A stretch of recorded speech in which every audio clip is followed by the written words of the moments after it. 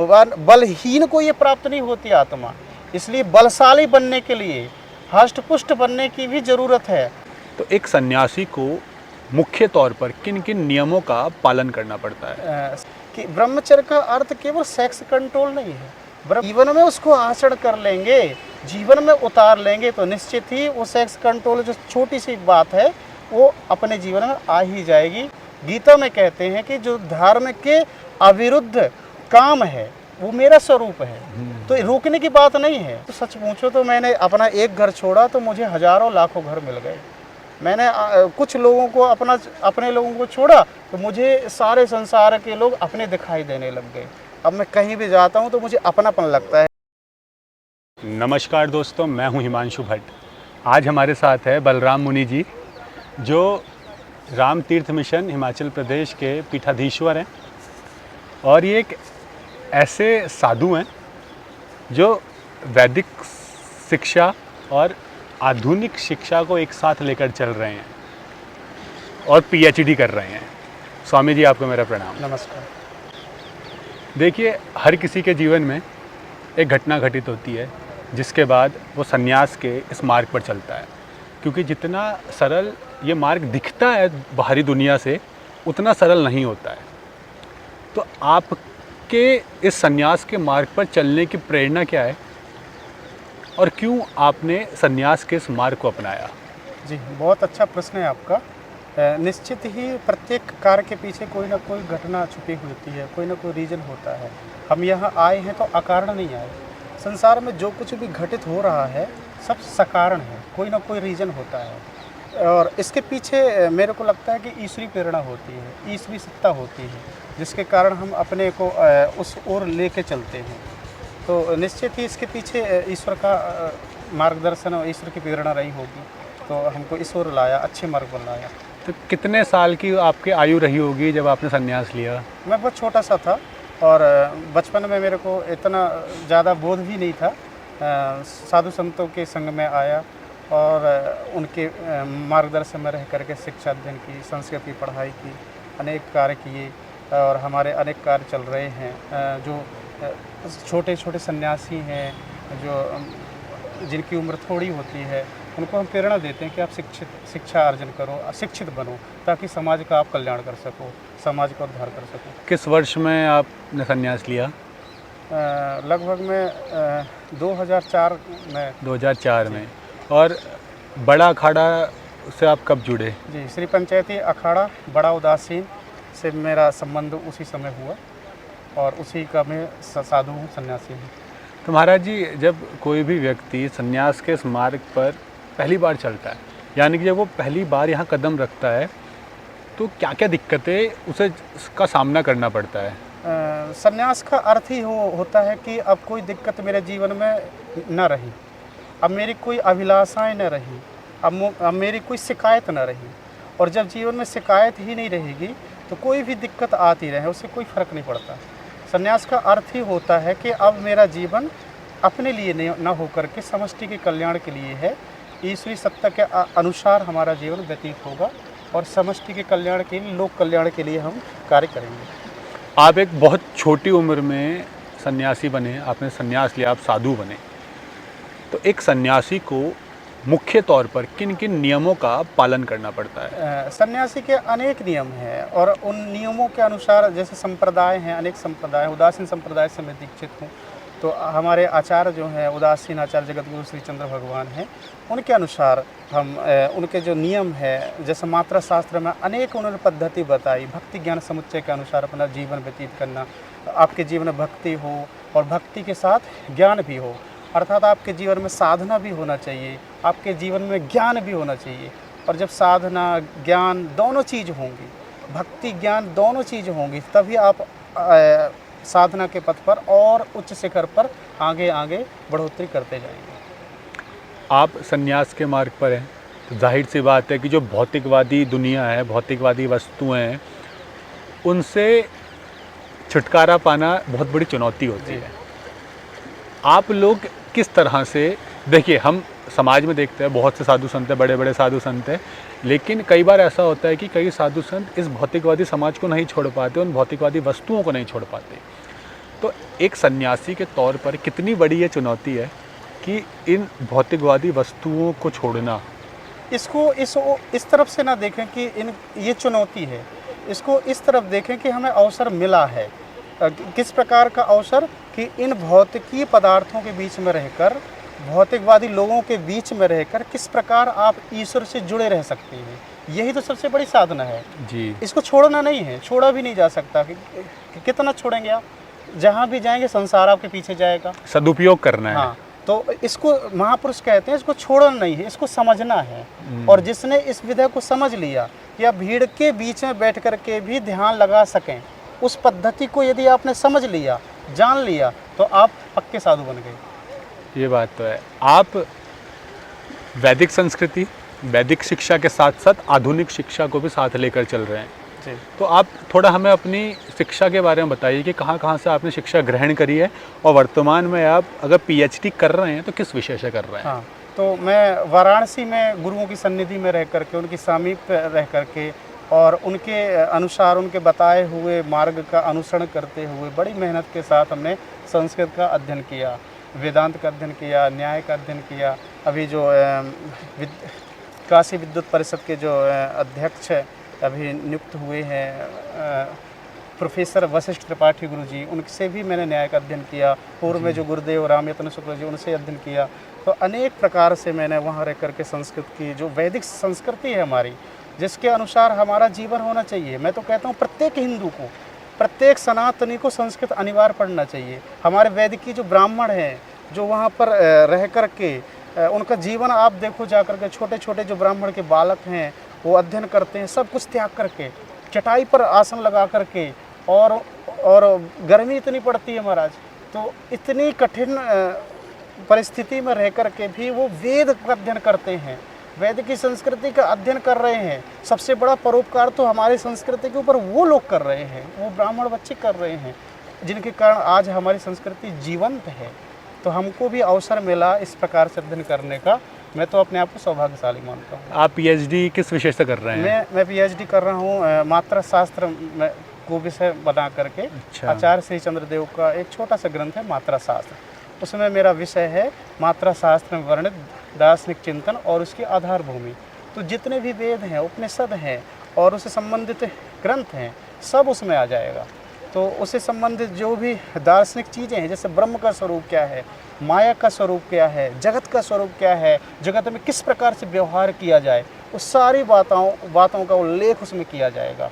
अगर हम आपसे पूछें, क्योंकि आपके रिसर्च का टॉपिक है, तो जगत का स्वरूप आप जो पढ़ा है उसके हिसाब से कैसा है?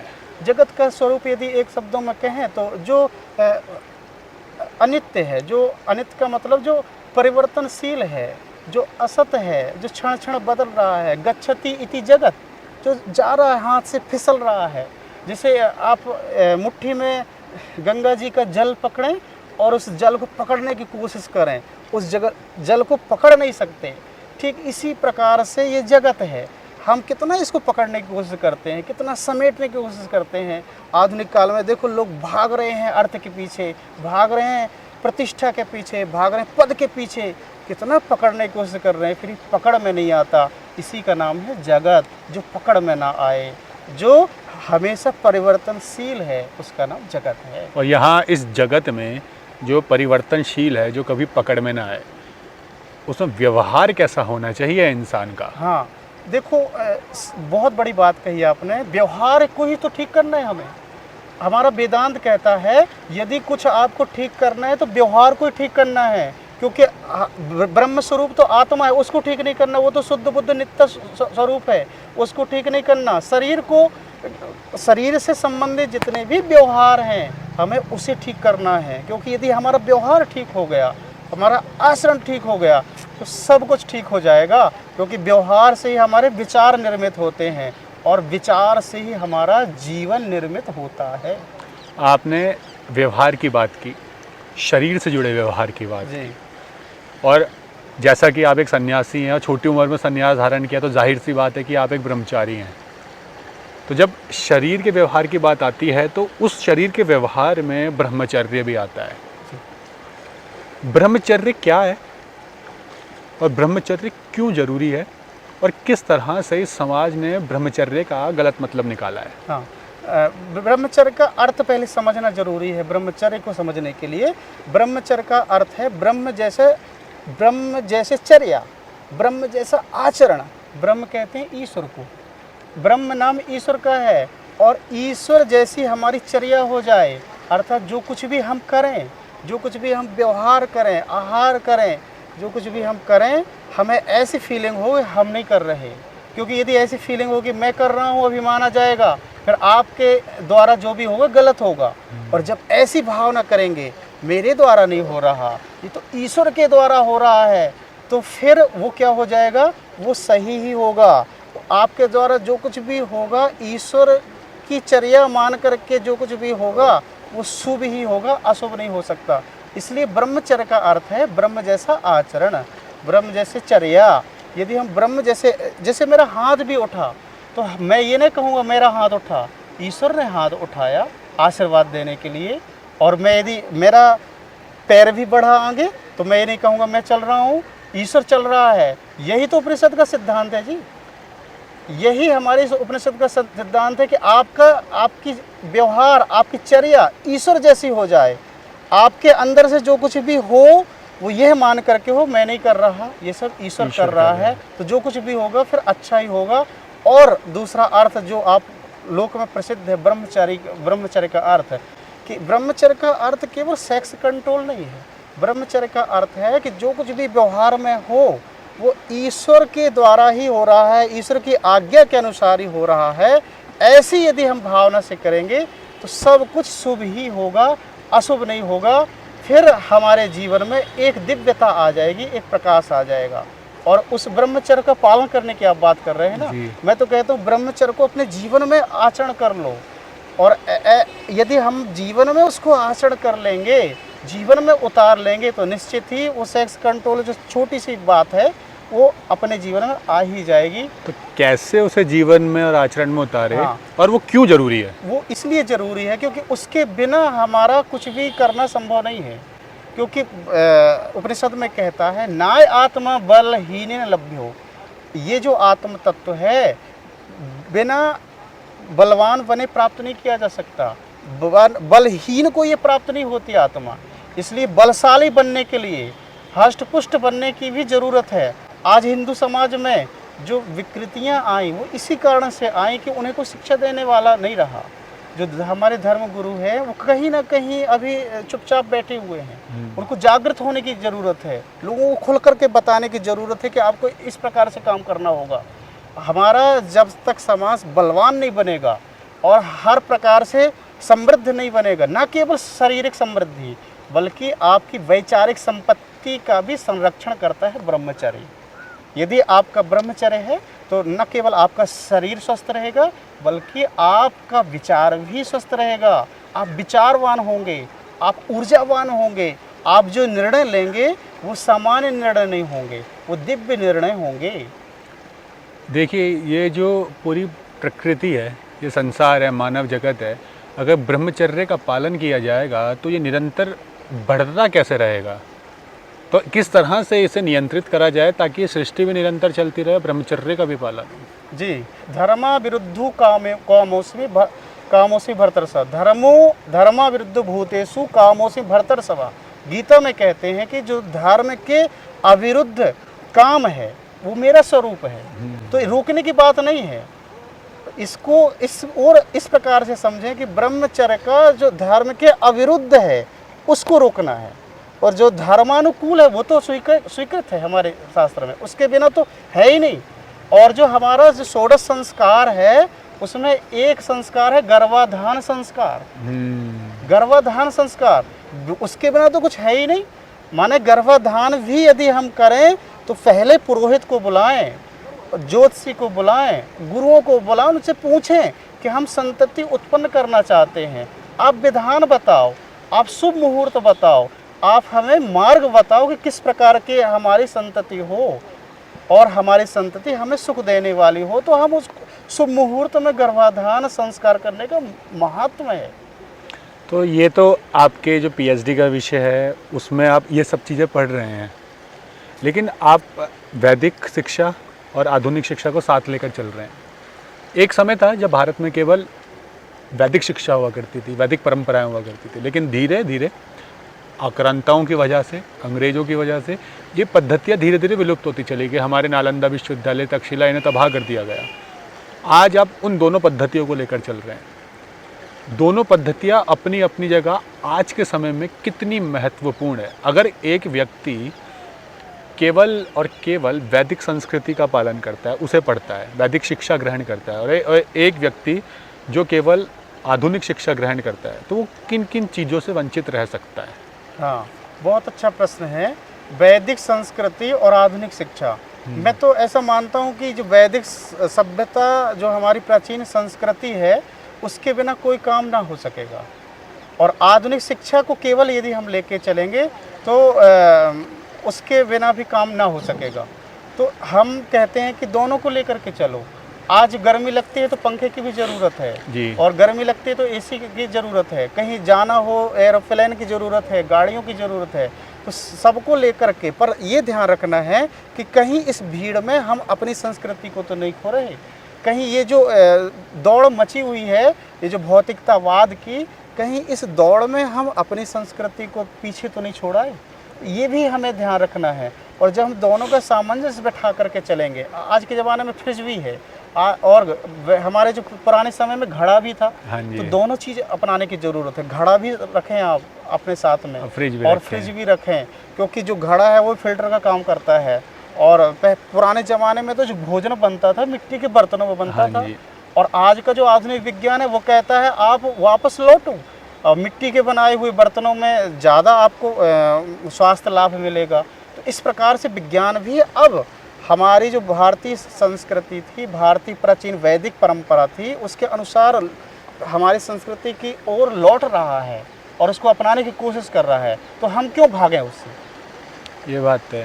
स्वामी जी, जब आप कॉलेज जाते हैं, अपने साथ के स्कॉलर्स से मिलते हैं, तो आप देखते होंगे कि ज़्यादातर लोग आधुनिक शिक्षा वाले हैं। जी। जब आप आधुनिक शिक्षा पद्धति से पढ़े हुए लोगों को देखते हैं, तो आपको उनको देखकर क्या लगता है कि वो चीज़ें इन्होंने सीखी और वो मुझे सीखने की ज़रूरत है? और एक वैदिक शिक्षा ग्रहण करने के तौर पर आपको क्या लगता है कि क्या खासियत आपके अंदर है जो उनके अंदर होनी चाहिए? जी, दोनों की अपनी अपनी महिमा है। अपनी अपनी महिमा है, लेकिन कुछ चीज़ें ऐसी है जो उनको सीखने की ज़रूरत है, कुछ चीज़ें ऐसी है आपको। तो आपको क्या लगता है क्या हो सकती है? हाँ, तो मैं तो उनका खंडन नहीं करता हूँ। माने मेरा एक मन होता है कि मैं और सीखूँ, अच्छा नया नया भी सीखूँ। जैसे अभी मैं आजकल योग कर रहा हूँ, योग के बारे में जान रहा हूँ, उसके मूल तक जाने की कोशिश कर रहा हूँ, ध्यान में डूब रहा हूँ, प्राणायाम सीख रहा हूँ। तो कहने का तात्पर्य इनको जानने की भी ज़रूरत है। आधुनिक जो भाषा हैं उनका बहिष्कार न करें, उनको भी हम सीखें, क्योंकि उनके बिना भी काम न चल सकेगा। तो दोनों चीज़ लेकर के चले हम। जो पुरानी हमारी वैदिक संस्कृति है, जो संस्कृत है, उसको पढ़ें, और आधुनिक काल में इंग्लिश भी पढ़ें।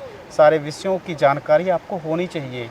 और आपको आजकल तो सोशल मीडिया का ज़माना है, यदि हम इंग्लिश नहीं जानेंगे तो सोशल मीडिया के भी उपयोग नहीं कर पाएंगे।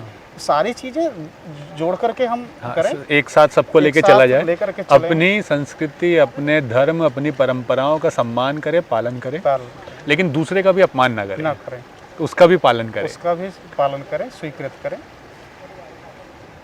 स्वामी जी, आपसे एक प्रश्न पूछना चाहूँगा कि कितना मुश्किल है एक साधु के लिए इन सारी चीज़ों का त्याग, पूरे समाज का? क्योंकि जब एक व्यक्ति साधु बनता है, वो अपना घर बार छोड़ के आता है, माँ बाप छोड़ के आता है, भाई बहन, नाते रिश्ते, सब कुछ त्याग कर आ जाता है। तो कितना लोगों को लगता है कि बहुत आसान है छोड़ना, लेकिन आपने सब कुछ छोड़ा है, तो कितना मुश्किल होता है एक साधु के लिए ये सारी चीज़ें छोड़ना। और शुरुआती तौर पर वो चीज़ें क्या वास्तव में उन्हें परेशान करती हैं, तो कैसे उसका समाधान निकाला जाता है? आपका जो प्रश्न है ना, बड़ा ही मुश्किल है। अगर आपके अनुसार सोचा जाए कि इतने बड़े समाज को कैसे त्यागा जाएगा, और इसके बारे में सोचने में भी बड़ी मुश्किलता आती है कि कैसे त्यागा जाएगा।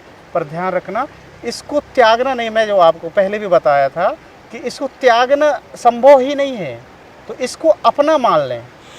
मैं आपको बताया था कि इसको हम कहते हैं मैं त्याग दिया, मैं इतना बड़ा त्यागी हूँ, त्यागना संभव है ही नहीं। आप जंगल में भी चले जाते हैं, वहाँ भी व्यक्ति मिलेगा, वहाँ भी कुछ वस्तुएं मिल जाएंगी, वहाँ भी कोई आपके कुछ मित्र मिल जाएंगे, कुछ वहाँ भी आपके शत्रु मिलेंगे। चाणक्य कहता है आप कहीं भी चले जाएं, वहाँ पर आपको 4 चीज़ें मिलेंगी। एक तो मित्र मिलेगा, दूसरा शत्रु मिलेगा, और एक तीसरा होता है उदासीन।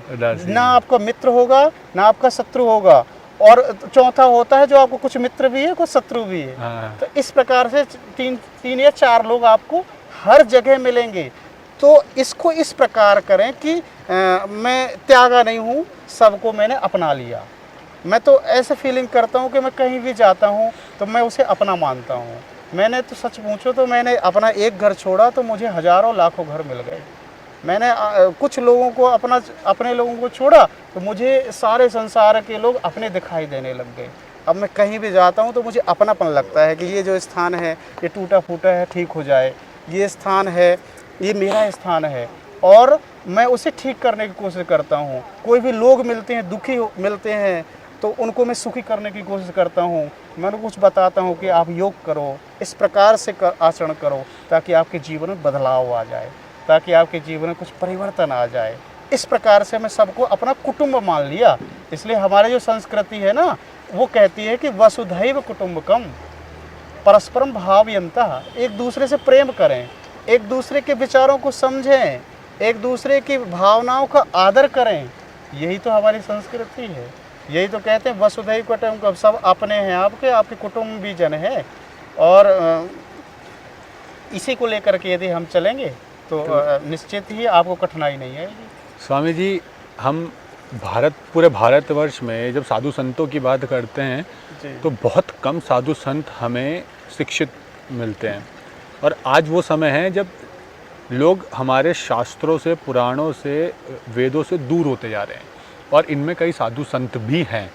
और क्यों एक साधु के लिए शिक्षित होना ज़रूरी है? देखिए, आप सन्यासी हैं, आप पीएचडी कर रहे हैं, और आप नेट क्वालिफाई भी है, तो आप दोनों शिक्षा पद्धतियों को लेकर चल रहे हैं।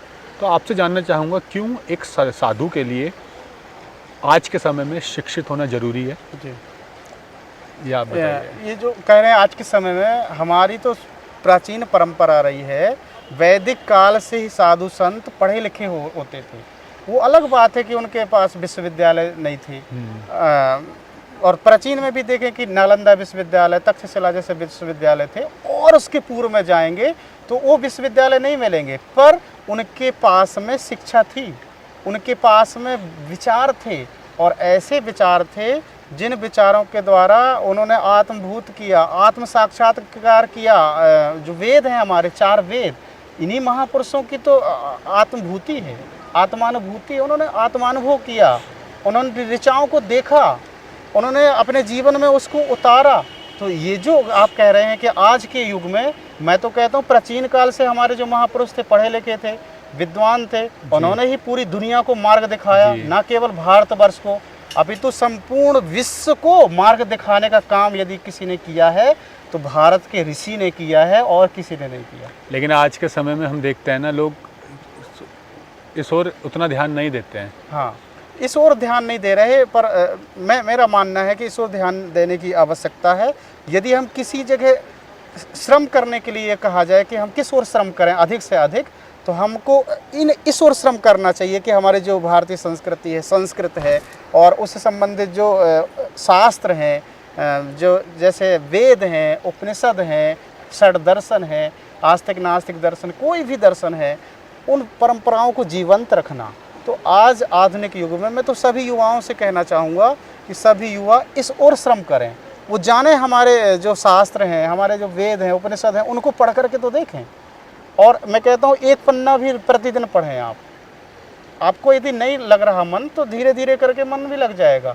थोड़ा थोड़ा करके आप रुचि डालें, आप 1 पन्ना पढ़ें प्रतिदिन, आपका मन उस ओर जाएगा और आपका जीवन परिवर्तन होने लग जाएगा। अब आपने मन की बात की है तो आपसे एक प्रश्न करना चाहूँगा कि आप योग भी पढ़ रहे हैं जी, साधक भी हैं, तो इस मन पर काबू कैसे किया जाए? क्योंकि सबसे ज़्यादा तो यही भटकाता है। चंचलम ही मनाकृष्णा प्रमाथि बलवदृढ़म तस्याहम निग्रहम मन्ये वायुरिव सुदुष्करम अभ्यास वैराग्याभ्याम तन निरोधः। योग सूत्र में कहा पतंजलि ने, और गीता में अर्जुन ने यही प्रश्न किया भगवान से कि ये जो मन है चंचल है, इसको कैसे हम अपने बस में करें। तो उन्होंने 2 उपाय बताए कि अभ्यासेन तो कौन्तेय वैराग्येण च गृह्यते। अभ्यास के द्वारा बार बार यदि आप अभ्यास करेंगे और वैराग्य की भावना करेंगे तो क्या हो जाएगा, ये जो मन है अभ्यास वैराग्याभ्याम तन निरोध।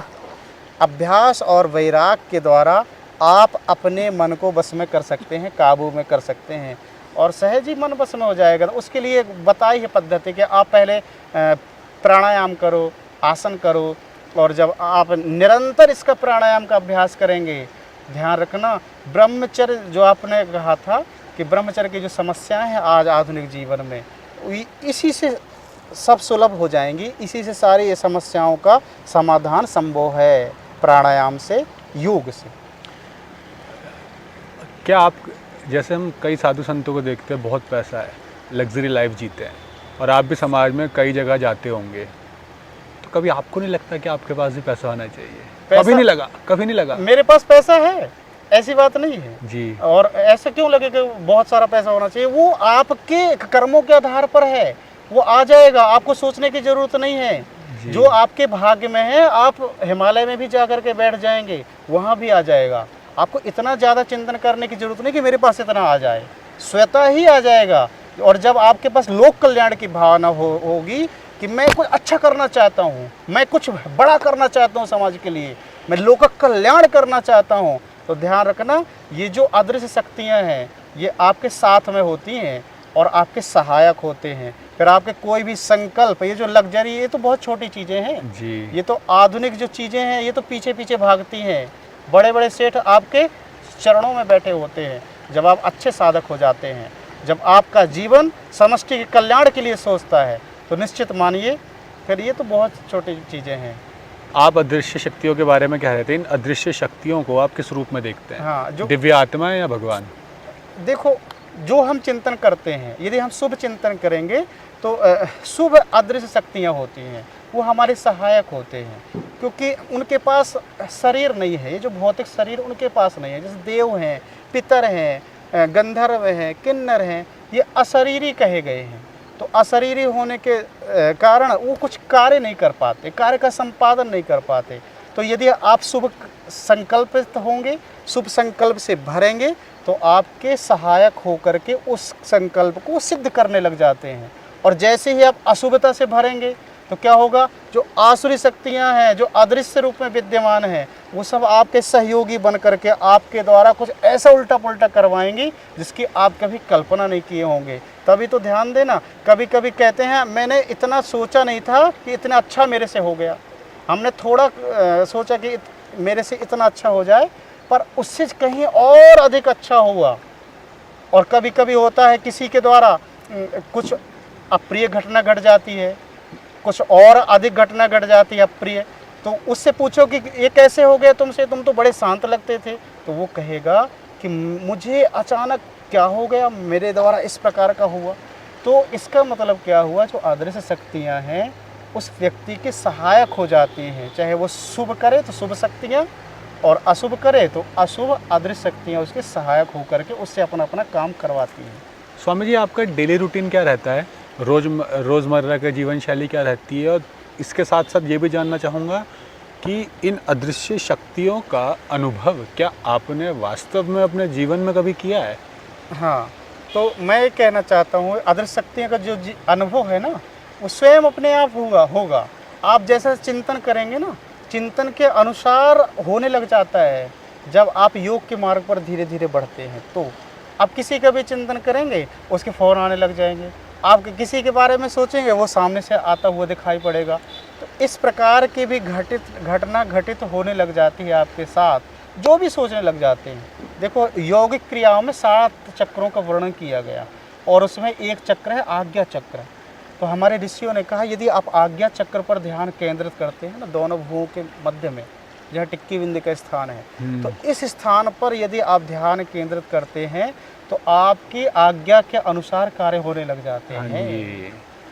तो बाकी मैं अंत में जानना चाहूँगा कि आप दर्शकों को अपनी दिनचर्या बताइए, क्योंकि सबके मन में एक जिज्ञासा होती है कि वास्तव में सन्यासियों की दिनचर्या क्या होती है। हाँ वह सबकी अलग अलग होती है, जी। समय के हिसाब से होती है, लेकिन आपकी क्या रहती है? हाँ, तो मेरी दिनचर्या कोई विशेष चर्या नहीं है, पर ये चर्या है कि जब मेरी नींद खुल जाती है तो मैं सो कर के उठ जाता हूँ। अच्छा। वैसे सुबह ही मेरी नींद खुल जाती है। हाँ जी। हाँ, पर ये नहीं कि मेरी ये डिमांड ही हो कि नहीं मेरे को 3 बजे ही उठना है, नहीं मुझे 4 बजे ही उठना है, नहीं मुझे 5 बजे ही उठना है। तो बांधते नहीं आप? बांधता नहीं हूँ मैं रूल में, ऐसा नहीं कि नहीं मुझे 3 बजे ही उठना है। यदि 3 बजे मेरी नींद यदि पूरी नहीं हुई तो कैसे फिर आगे के कार्य होंगे। इसलिए जब आपकी नींद पूरी हो जाए ना सुबह, उसी समय आप उठ जाएं तत्काल, फिर आप ध्यान में बैठ जाएं। तभी। हाँ, स्नान वगैरह करके फिर आप योग करने लग जाएं। मेरी दिनचर्या है, सबसे पहले मैं षटकर्म करता हूँ, धोती, नेति, जल नेति, सूत्र नेति इत्यादि करके फिर सूक्ष्म व्यायाम करता हूँ। उसमें मेरे को बच जाता है 11 बजे तक। हाँ। फिर उसके बाद बाकी आपकी पढ़ाई लिखाई, हाँ, बाकी उसके बाद दिनचर्या। फिर कुछ लेकर के हल्का फुल्का जलपान लेकर के और फिर मैं स्वाध्याय करता हूँ। शाम के पुनः मैं 1 घंटे प्राणायाम करता हूँ गंगा जी के किनारे। अच्छा। या जहाँ भी होता हूँ वहाँ पर करता तभी कहते हैं कि आप वैदिक शिक्षा और आधुनिक शिक्षा को साथ लेकर चल रहे हैं। तो स्वामी जी, अंत में आपके अनुभवों के आधार पर समाज के लिए एक संदेश। समाज के लिए यही मेरा संदेश है कि आप अपनी वैदिक संस्कृति से जुड़ें, क्योंकि जब तक आप अपनी वैदिक संस्कृति से नहीं जुड़ेंगे तब तक आप अपने आप को नहीं जान पाएंगे, और जब तक आप अपने आप को नहीं जान पाएंगे तब तक आपके जीवन में आनंद की अनुभूति नहीं होगी। ध्यान रखना, रुपये पैसे से आनंद नहीं मिल सकता। बहुत बड़ी अट्टालिकाएँ हो जाएं, लंबी लंबी गाड़ियों कतारें लग जाएं, इनसे आपको आनंद की अनुभूति नहीं होगी। आनंद की अनुभूति उसी समय होगी जब आप अपने आप को जान जाएंगे, आप अपने होने के अर्थ को जानेंगे कि मेरा किस लिए जीवन मिला है, मेरे जीवन का उद्देश्य क्या है। जब इस विधा के आप स्वामी बन जाएंगे, इस वृत्तियों के आप स्वामी बन जाएंगे कि मेरे जीवन का उद्देश्य क्या है, मुझे क्या करना है जीवन में, और आपको अपने वास्तविकता का पता चलेगा कि मैं तो परमात्मा का ही अंश हूँ या स्वरूप हूँ, और उसी का मैं संबंधी हूँ, मैं उसी का पुत्र हूँ। इसलिए उपनिषदों में कहा कि अमृतस्य पुत्राः वयम्, आपको ज़्यादा दुखी होने की ज़रूरत नहीं है, आप अमर के पुत्र हैं। अमृतस्य पुत्राः वयम्, हम सब ईश्वर की संतान हैं। तो ईश्वर को कहा गया शास्त्रों में आनंद स्वरूप, इसलिए हम आनंदित रहें। ईश्वर संबंध होगा तो स्वाभाविक है हम आनंदित रहेंगे, हमारे जीवन में आनंद आएगा, और हमारे जीवन से जो विकृतियां हैं, हमारे जीवन से जो दुख हैं, वो स्वतः ही दूर हो जाएंगे। कुछ टेंशन लेने की ज़रूरत नहीं है। हमेशा मस्त रहो, स्वस्थ रहो, योग करो, प्राणायाम करो। जय श्री राम। धन्यवाद स्वामी जी, आपका बहुत बहुत। जय गंगा मैया, जय गंगा जय मैया। माँ पीताम्बरा।